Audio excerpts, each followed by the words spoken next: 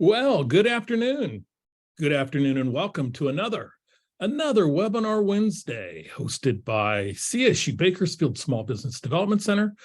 Good afternoon. My name is Kelly Bearden. I am the Center Director, and I'm also your host today for webinar number 271 in our series going back a little over 10 years.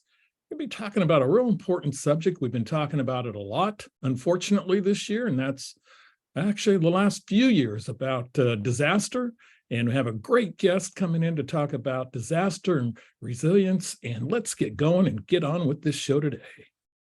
And today is Wednesday, April the 12th, 2023. What is going on today? Well, we're going to be talking a lot about relief today and a lot about disaster relief. And we're getting now multiple disaster declarations, and we're going to be sorting all this out today. It's kind of unique, a very unique situation to where you have two weather-related type disasters in California that are going on in many of the counties that we serve, not only in addition to Kern, but also in Inyo and Mono County, and also throughout Central California. So really, these disasters have occurred a large amount of the Central California region, the 14 counties. One way or another, this last declaration picks up all 14 counties. So we will be talking about today the differences between the two and a lot of the program information that you need to know in order to maximize your potential response for relief from these disasters. On our Capital Quarter little segment that we do weekly, we'll just be talking just briefly about the EIDL loan. It was the EIDL loan was all the rage a few years back, of course, and had been for more traditional type disasters like this, but it's back, and just want to recall some of those terms during our Capital Quarter. Economic Corner is a little bit today, just a little bit on inflation. Lowering to 5%, the lowest in 2 years. And so what does that mean? What's ahead with interest rates? Many of you might have SBA related funding, and your SBA funding could be variable rate funding, such as the SBA 7A loan that adjust on a quarterly basis, and what's going to be happening with those rates. We'll have some reminders for you with our community calendar segment and talk a little bit about the dynamic training and advising and potential funding for childcare businesses. That was the focus of our program last week. And this training starts next week, so there's plenty of opportunity. If you know anybody, or if you want to start a childcare business in your home, now is the time to do that. Some great programs, great resources for those that want to do that and really take care of a real need that we have, a real pressing need in basically across the country as far as finding adequate and plentiful and affordable childcare for children of working parents. So we will also look at some of the other key relief programs that are going on. And as always, we'll take your questions. And so recall that we have our question and answer box. You can go in there and drop any questions that you might have. We will be here and answer those for you. But Maureen, our producer, Maureen Busherdang, will be dropping in all of these resources that we talk about today, dropping those into the chat to where you can access them immediately. And from that, we will move on to the poll today. So our poll question is pretty much related to what we're going to be discussing today. And the first poll question is, the largest economic injury disaster was what? Was it Hurricane Katrina? Was it COVID-19? Was it the Chicago fire of 1873 or the 1952 Tehachapi earthquake? The largest disaster in the history of the United States of America, as far as the economic injury disaster loan, the EIDL loan. What was it? Was it Hurricane Katrina? Was it COVID-19? Was it the Chicago fire of 1873 or the 1952 Tehachapi earthquake? We have about 55% of you participating for this first of two very topical poll questions for today. And 59% of you, I just need that 60%, you know I do. And we get one more response. We're going to close this particular poll. And there we go. Okay. So we are going to end the first poll question, which is, what was the largest economic injury disaster that we have had in this country? And ending that poll, I'll share the results with you, and 71% of you are correct. It was the very recent COVID-19 disaster, the economic disaster that affected so many of us across the country. Katrina, definitely a very big disaster. The Chicago fire of 1873, I honestly don't even know if it was 1873, so, but it was sometime back then. So thank you for participating in our first of two poll questions, and we will now have our second poll question for you. And this particular question is going to be also disaster related.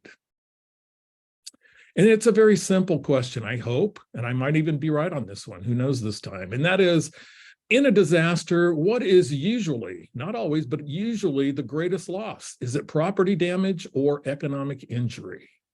So we have two topics we'll be talking about today, and I might even have to have our expert come on and give the official answer for this, because I didn't really research this.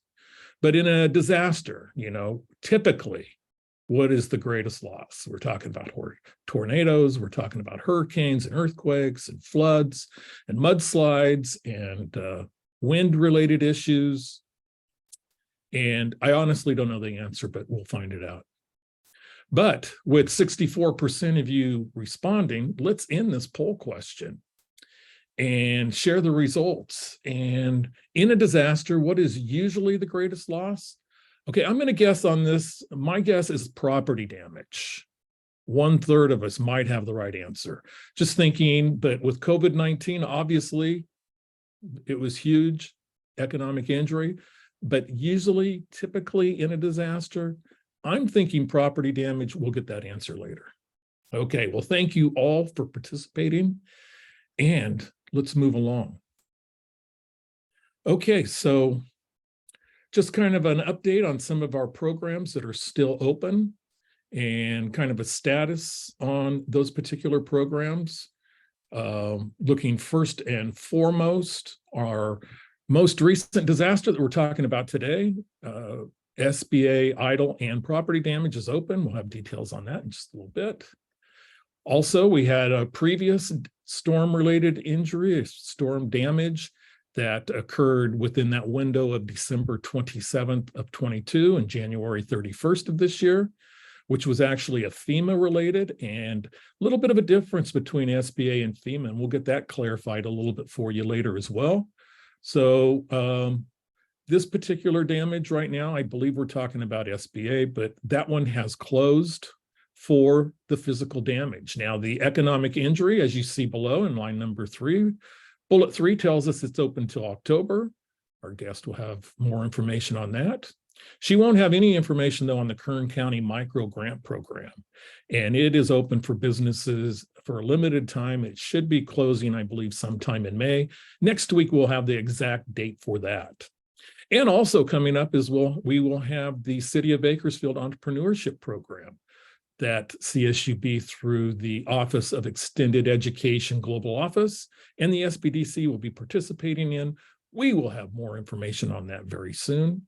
We're hoping to learn real soon if we have a California Dream Fund back for version 2.0, and hoping to find out in the next couple of weeks, hopefully by the end of June, by June by any way, shape, or form. But the California Dream Fund really worked really nicely last year in funding in Central California, I believe somewhere around 140 businesses in order to actually start and open businesses. So hopefully this program is coming back, and the employee retention credit remains open. So there's a few of your key programs that are still kind of up and going.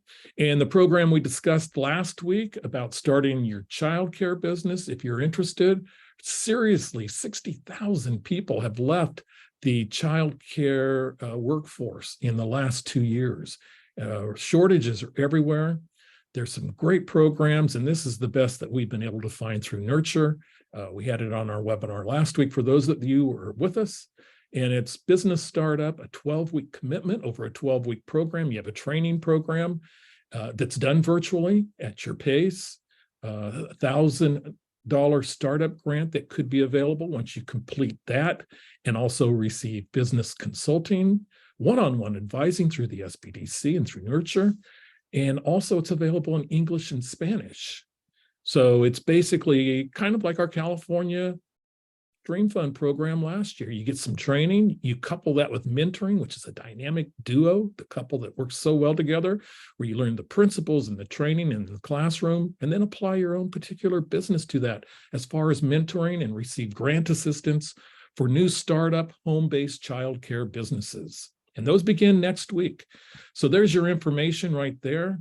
For more information, it is going to be in English and Spanish. So if you know anybody who is interested, please help us get the word out on this great program that's coming up.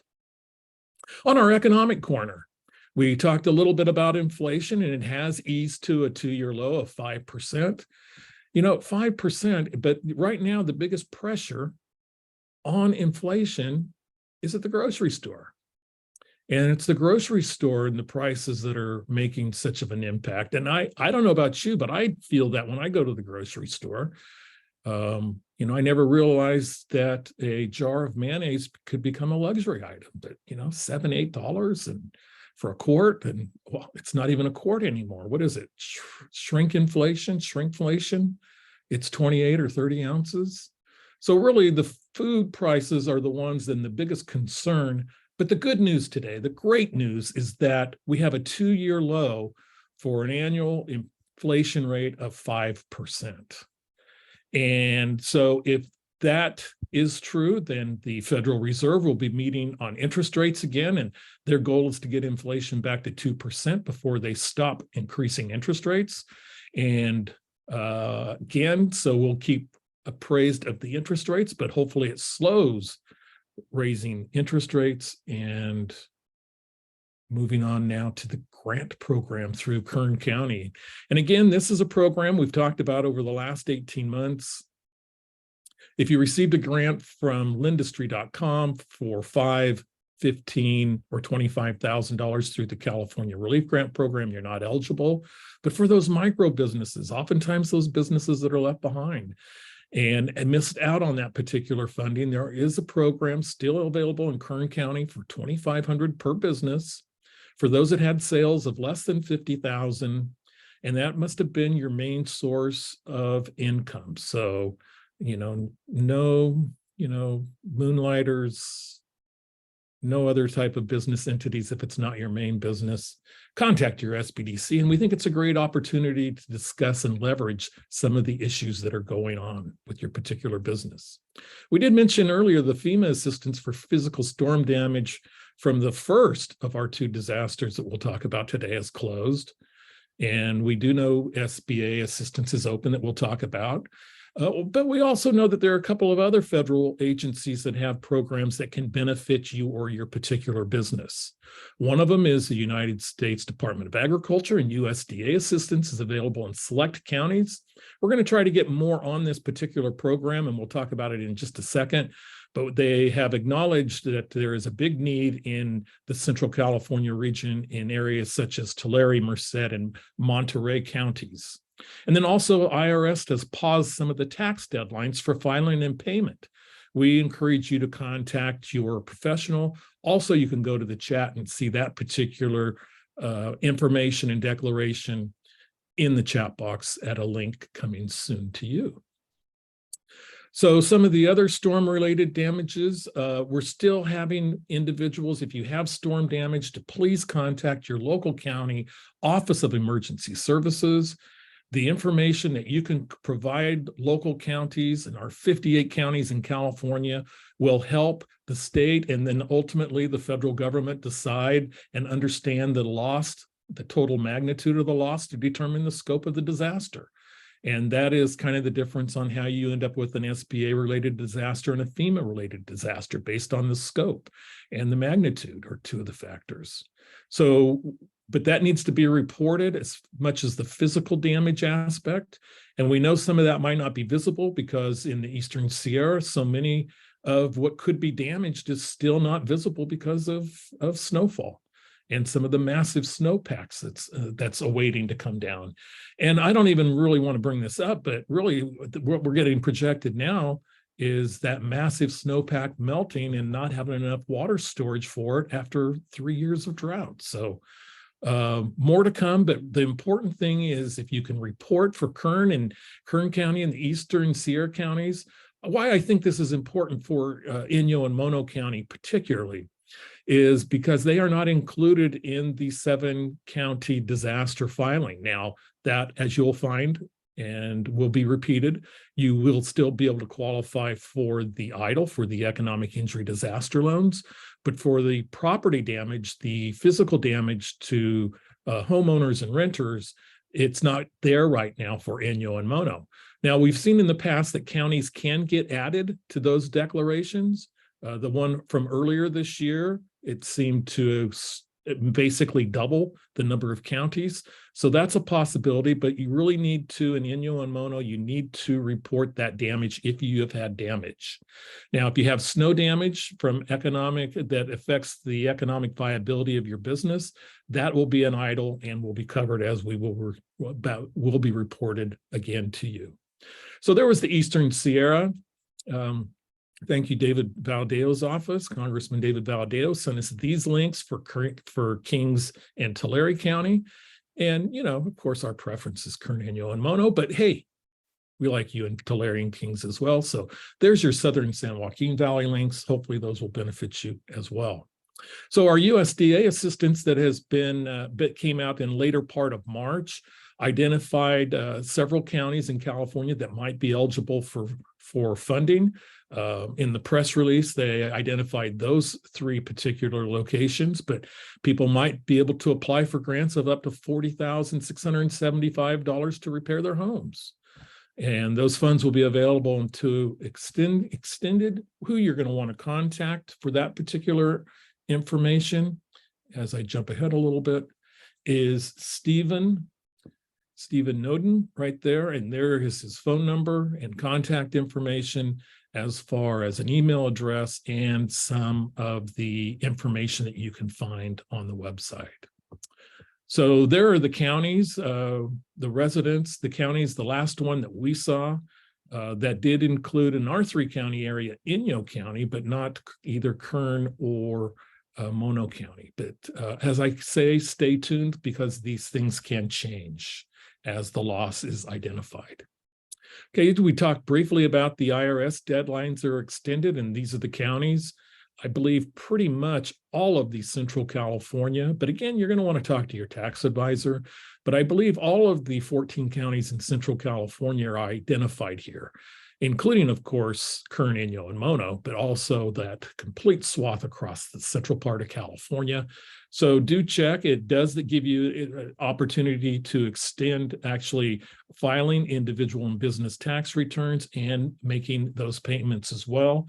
And there is your particular update that you have as of March 17th from the IRS, and where you can go find out more information. And also for here in California from the Franchise Tax Board, there is that particular link for more information on that. Here's a shot of our YouTube page. You can go back and you can find this webinar will be up probably by the weekend. Usually takes a couple of days to get things up and going, but we have, as you see, 325 subscribers, 222 videos. It's a resource to where you can go back. There's a few of our favorites. Other tools that we have here at the SBDC is a great national information clearinghouse for marketing information. That's the sbdc.net. Also, Live Plan for business planning software. Showed you our YouTube channel for a change. And then we have the Clayton Leadership Transition Plan, all in the toolbox, able to help you on our community calendar of all the good things coming up. There's that wonderful child care training class. Last week, we talked about the 2 workshops, webinars being presented by Melissa Forziat. Melissa, a friend of the webinar here on Webinar Wednesday, and it's been on a few times. Actually, she has one that she did earlier before. She is warming up our audience again next week on Wednesday, the 19th, for Smart Principles of Marketing Messaging. So those are available for you. Coming up also is the, coming up soon, on April the 27th is the Bakersfield Women's Business Conference. That is coming back. Special keynote speaker, Damon John. And that brings us to our special guest today.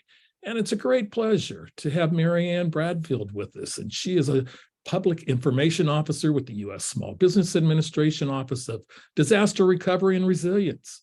And she has been assigned to the Field Operations Center, headquartered in West Office in Sacramento. I believe, actually, now that I think of it, I believe that's in Citrus Heights.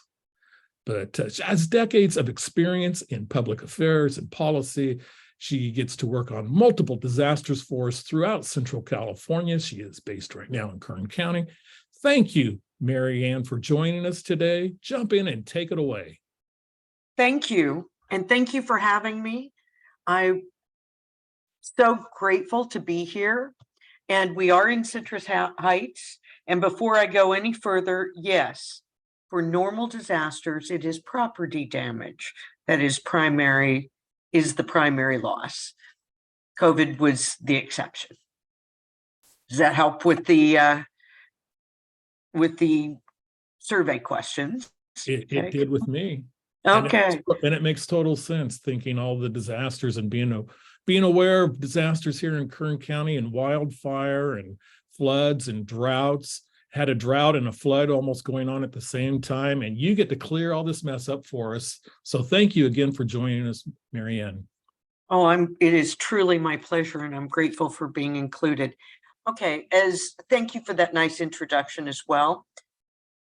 I am the Public Information Officer for Kern and Tulare counties. So I have focused my presentation more on Kern County for those reasons. And I'm happy to answer general questions as I can.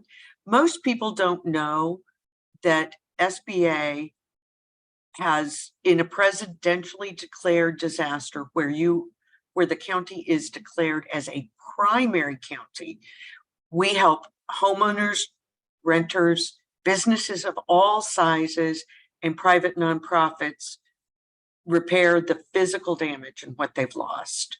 And we also offer small businesses and private nonprofits economic injury, which I know you know all about. And you've covered this in many different webinars, as well as Kelly doing a great job covering it today. And you're a tough act to follow, Kelly. So bear with me if I'm a little nervous.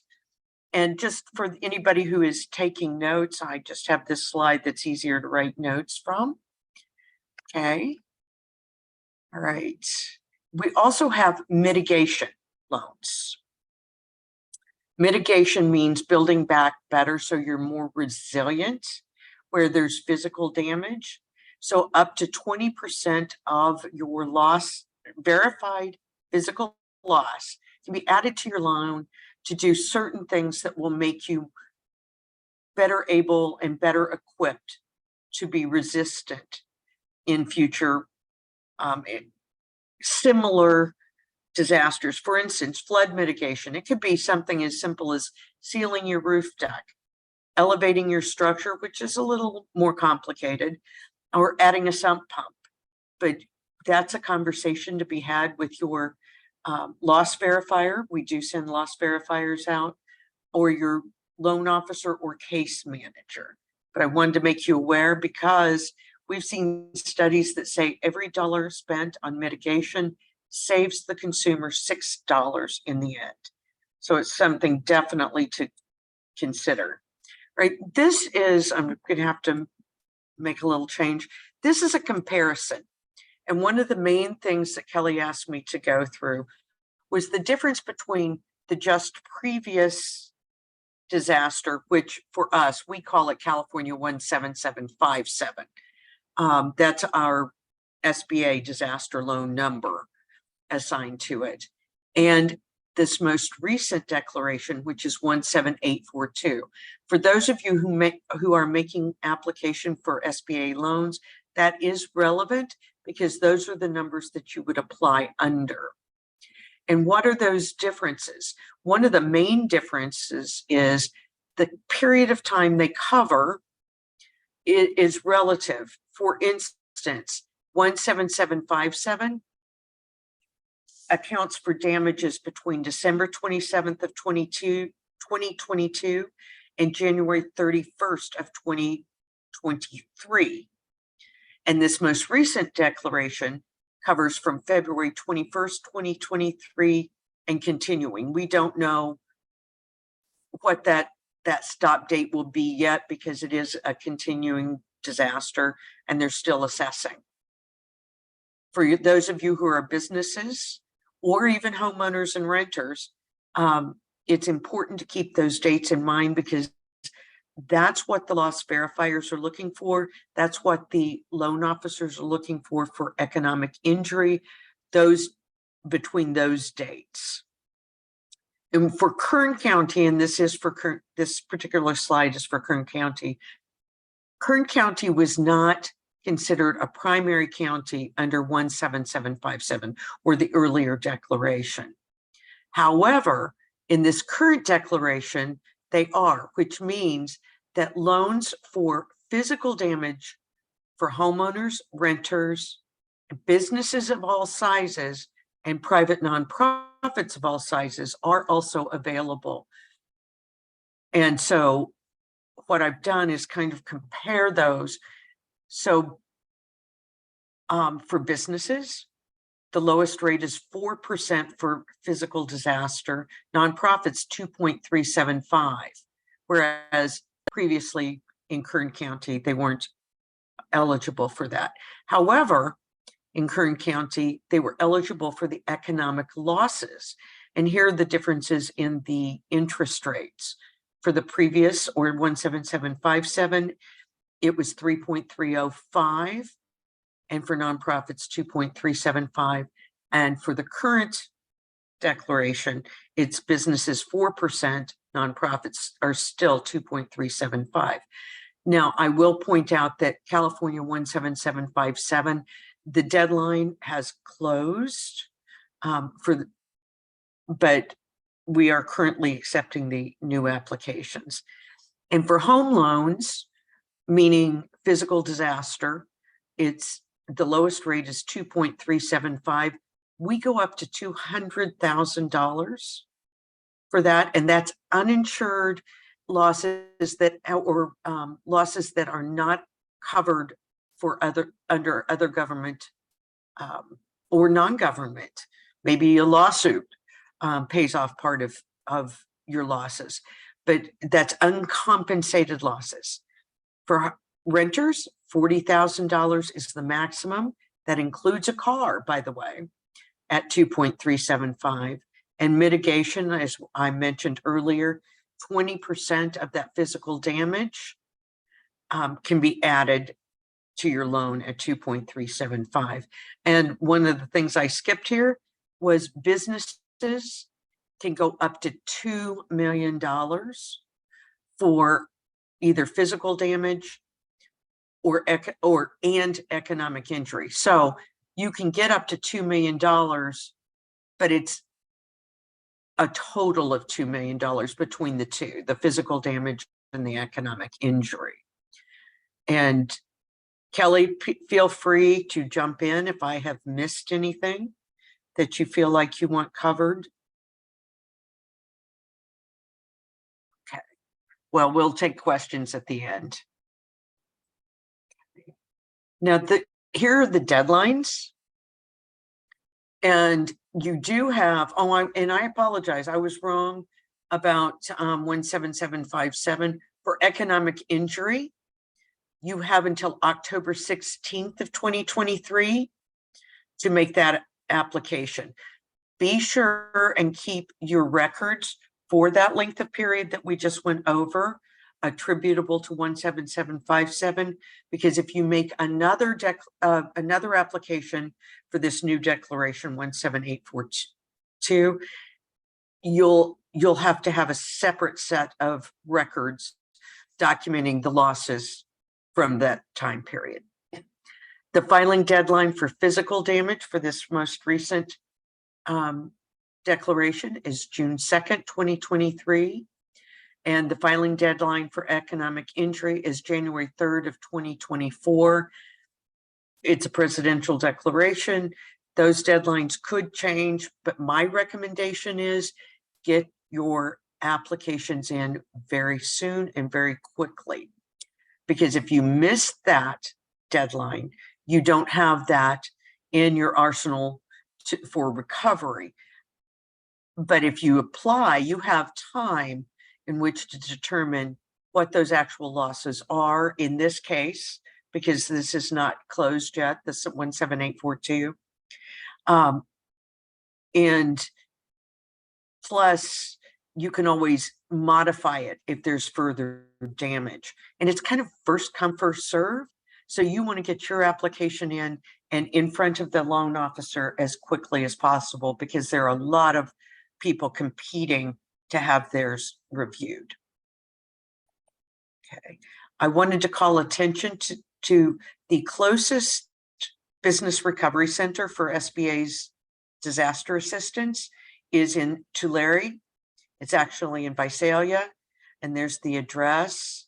It's at the Workforce Investment Board of Tulare County, 309 West Main Street, Suite 110, Visalia, California, 93291. They're open Monday through Fridays at 8 a.m. to 5 p.m.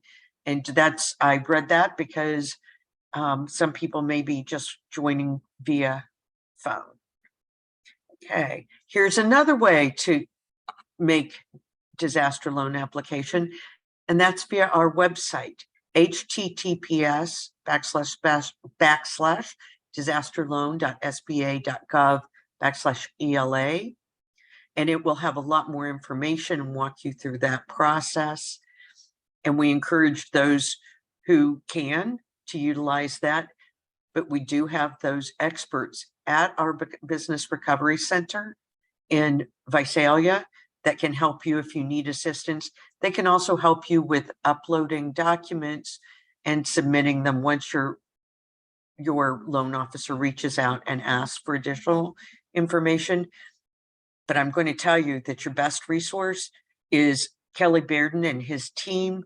They are experts in helping with paperwork and developing the paperwork and helping you get it submitted for consideration.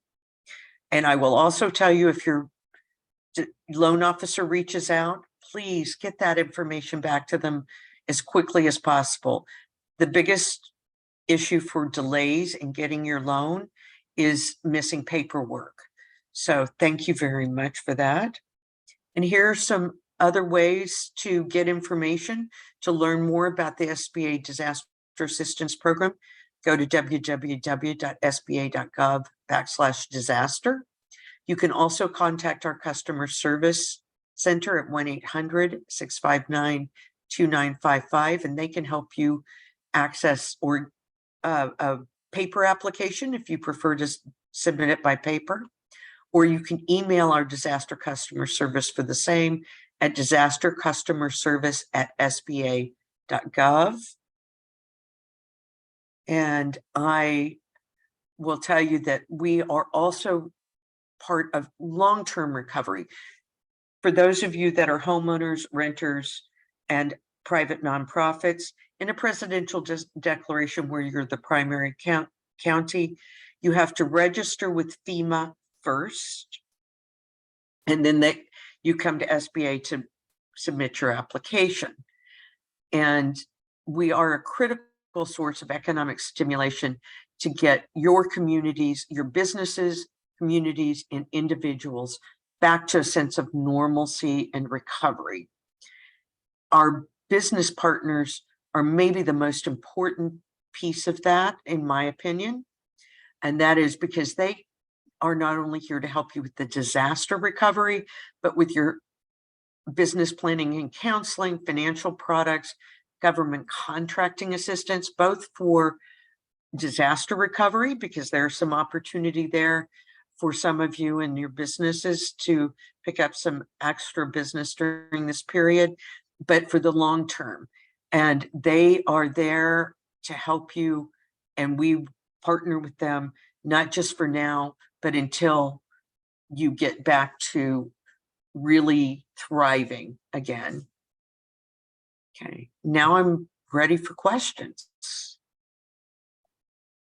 Okay. Great job. Thank you. Well, thank you. Now, if I can get back to you. There we go. Okay. All right. Okay. Well, let me turn my video on. And you you know, want me to reshare that one slide?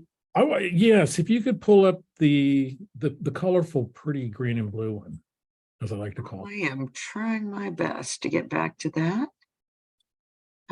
Because I have some questions on, and I'm gonna throw out just a couple of different scenarios on how this might work for people.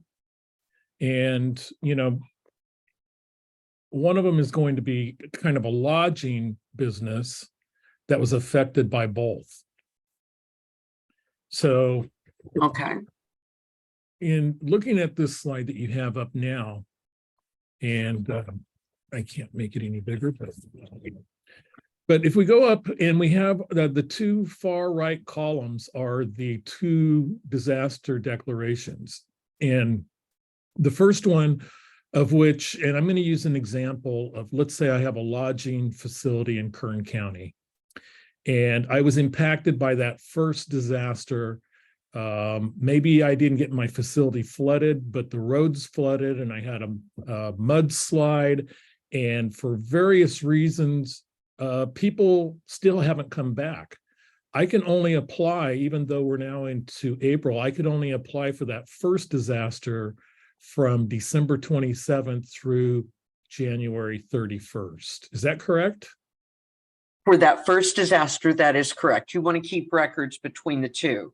Now, with that said, if you have a continuing or modified need, I would encourage you to reach out to your loan officer or case manager and explain to them the situation and see if there are any exceptions.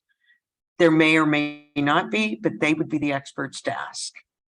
Well, that's a great tip, because you know, when I was looking at this, I was looking and saying, okay, if they have the continuing disaster and they could be located in an area to where they might not really be back to normal based on what's going on and the snowpack coming down later on until, let's say, summer. Mm-hmm. They're impacted to summer. If they could work through that continually, that first declaration, without having to have the gap of 3 weeks there to February 21st, going on to the second one, but then having to refile the paperwork all over again, and then have the issues of dealing with two concurrent loans at one time. So that is a great tip, to reach out to that particular loan specialist and loan officer if that situation is one that would continue. Yeah, it's they'll know about any exceptions or how that might be done if it's possible. Great. So then I guess the next scenario might be, because that first disaster had a lot of coastal flooding. So areas such as San Luis Obispo County, Monterey County, those areas were pretty hard hit. So the other example might be if I am a little manufacturing company and I'm selling to a business in, say, Salinas or Monterey or Pismo Beach, and they were flooded out, and potentially their business is down, and they're my number one customer. So I could have my main customer shut down because their facility was flooded. That's a great example of how the EIDL loan works, correct? Correct, it is. And when a presidential declaration is declared, you have the primary counties, as we discussed, that have the physical damage available. But that's why SBA, under its own authority, declares for the contiguous counties for economic injury, so we can help those businesses as you just described. Okay, well, that really helps with two of these, and I'm really hoping we don't have a third. I think two's plenty. So here's another question. Let's say I went through and using my lodging example, I determined that I have a loss and I apply for the economic injury disaster loan. I apply for the EIDL, yet I have a COVID EIDL from 2020. Are there any situations, any circumstances, or anything that I should know already having an EIDL and now applying for another one? You can apply for another EIDL loan for these natural disasters. These terms apply for each disaster. You do have to qualify. You have to be able to qualify financially for all of them. And whether it's a natural disaster or the COVID EIDL loan, you have to have complied with all of the requirements, whether it's the insurance requirements or being current. You want to make sure you're current and that you can show that you can afford to pay this loan back as well. Fantastic. Okay, well, those are my questions for now. Let's jump in and see what other questions we might have. How do you document the 20% of verified physical damage?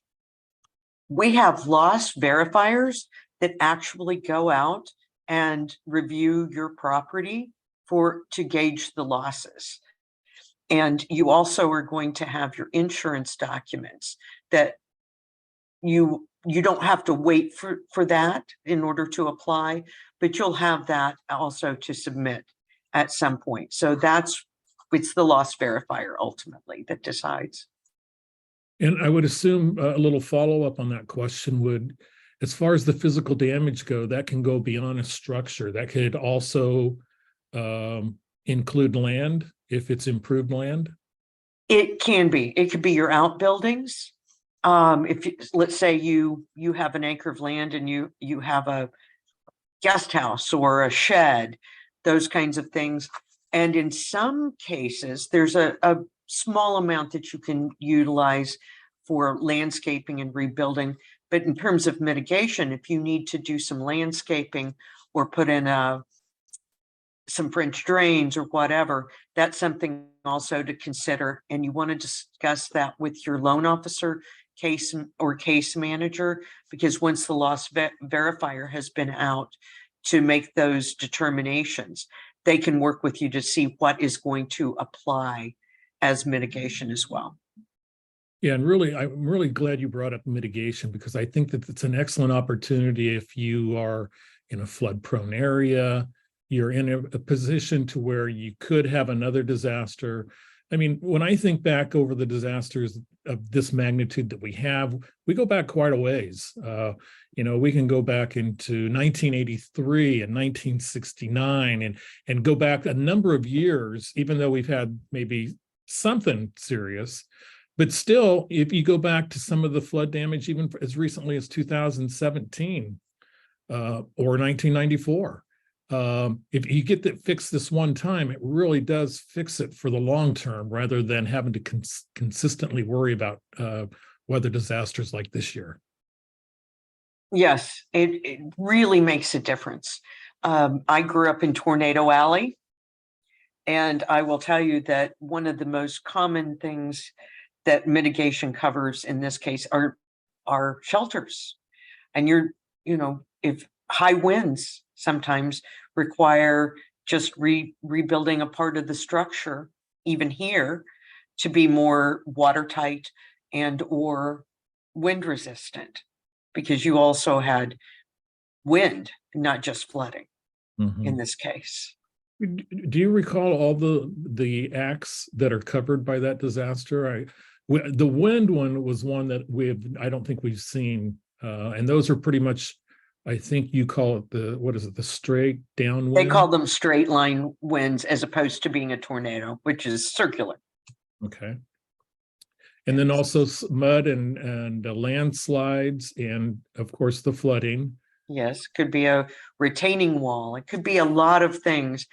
It just depends on your circumstances, and you want to talk to that case manager and loan officer about your individual circumstances to make those determinations. Excuse me, my nose is itching for some reason. Yeah, and if you're going to throw a levy up as a mitigating factor for future flood relief, you might as well put a putting green on top, right? I hear no evil, see no evil, speak no evil. Talk to your loan officer. There you What you have do it. with your own money versus what you do with ours is you could use your own money for that easily. Hey, let's check out see if we have what we have in our chat beyond the welcomes and a lot of the resources that we went over today, the nurture pre-application links, the eligible businesses for the Kern County Micro Business Grant. Okay, here's do we have, I don't know. I don't have an answer for this. Do you have any information on the $1.7 billion in grants available to 600 community lending organizations? If so, where and do you apply? Well, I can tell you, I do not know anything about $1.7 billion in grants available to 600 community lending organizations. What about you, Mary?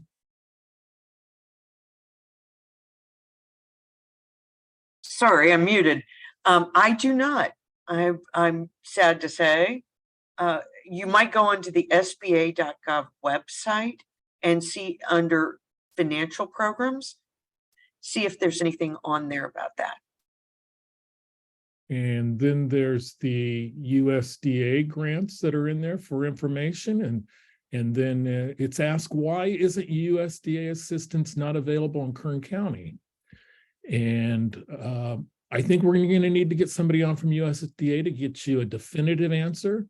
But you know how I roll. I'll take a shot at it. I would guess that they didn't deem there was enough damage in Kern County that they excluded it from the list.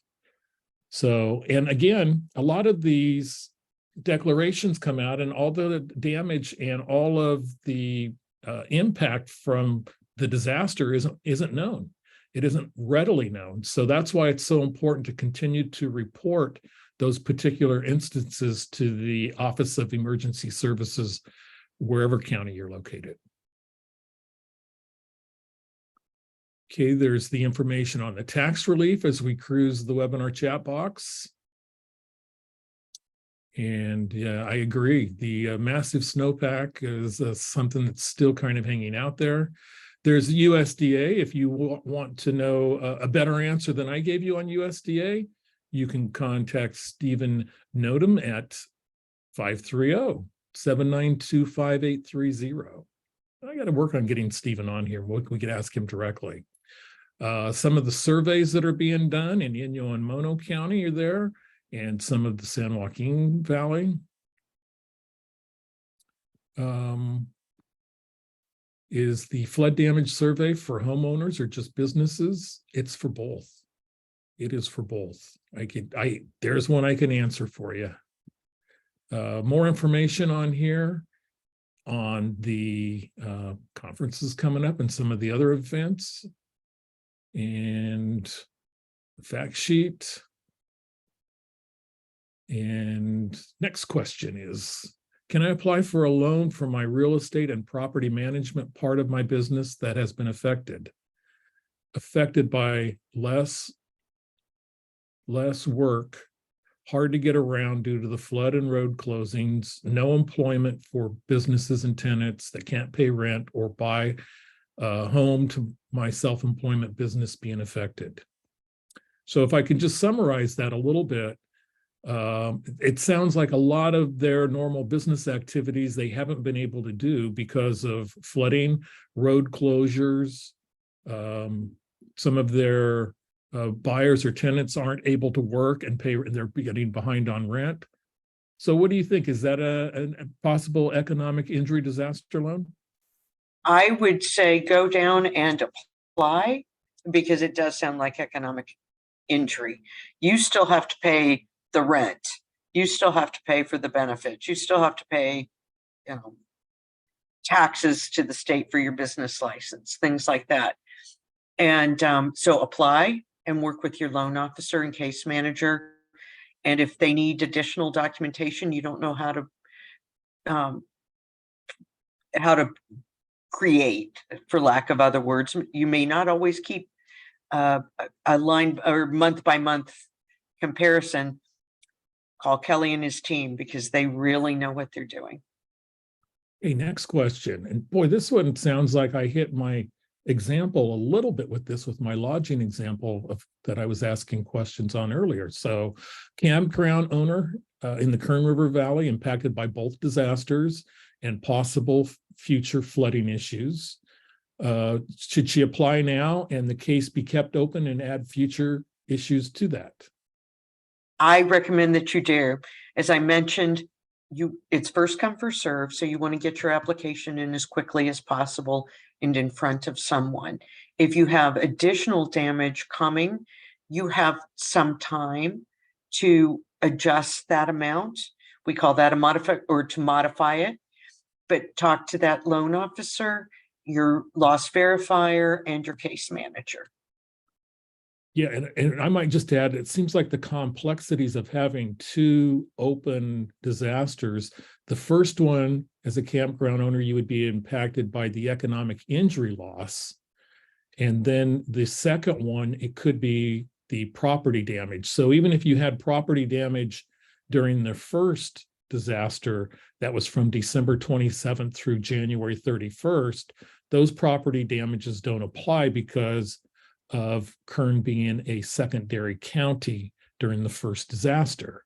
However, now the second disaster from the March storms is a primary county, and if you had property damage in that period, then that would apply.